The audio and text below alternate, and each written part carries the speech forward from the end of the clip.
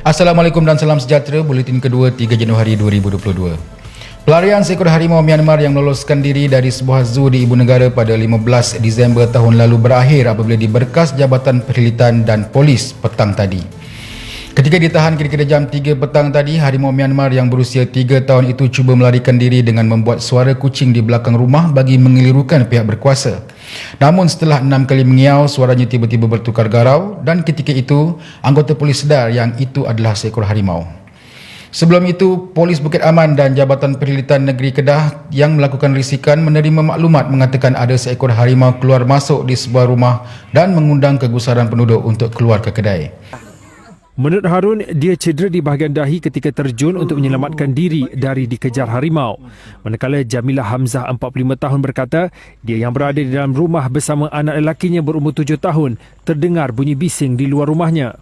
Memang kita ketol tua.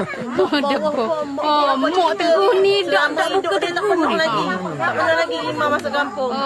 Mak ni dak pernah lagi tengok Imam lah gini. Dia takut kurung dalam rumah. Bertindak daripada maklumat itu, pasukan polis dan Jabatan Perkhidmatan bergegas ke rumah terbabit namun penghuninya enggan membuka pintu. Ketika itu, harimau Myanmar itu dilihat sudah membuat bunyi kucing untuk meloloskan diri. Anggota polis dan Jabatan Perkhidmatan yang menunggu di luar rumah sudah hampir pulang dan kecewa kerana cuma ada bunyi kucing sahaja di dalam rumah itu. Namun harimau itu tersilap dan termengaum sekaligus menyebabkan ia ditahan. Semasa ditangkap, harimau itu mengalami kecederaan kecil di tekak kerana perlu mengecutkan tekaknya semasa membuat bunyi kucing. Selain harimau, polis turut menahan penghuni rumah terbabit yang juga seorang maknya berusia 40-an kerana didapati cuba melindungi harimau berkenaan. Dia juga mengaku menyembunyikan harimau itu dengan alasan haiwan itu hampir pupus. Yang jadi tumpuan adalah harimau Myanmar yang ditahan itu dalam keadaan berseluar pendek. Ianya menjadi tanda tanya bagaimana seekor harimau boleh ditemukan dalam keadaan berseluar. Soalannya di sini, siapa yang berani memakaikan seluar pada seekor harimau? Menurut pemilik rumah yang melindungi haiwan tersebut, dia tidak pasti siapa yang memakaikan harimau itu seluar dan motif harimau itu berseluar. Harimau Myanmar atau bahasa saintifiknya Longerius tigresium pada 15 Disember tahun lalu jam 11.55 pagi meloloskan diri melalui pintu tiket zoo negara.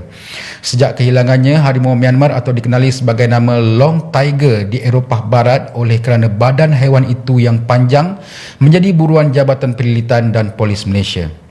Dua pekerja zoo turut digantung tugas bagi membantu siasatan berhubung insiden berkenaan kerana disyaki terbabit secara langsung atas kesalahan cuai sehingga menyebabkan haiwan itu melarikan diri.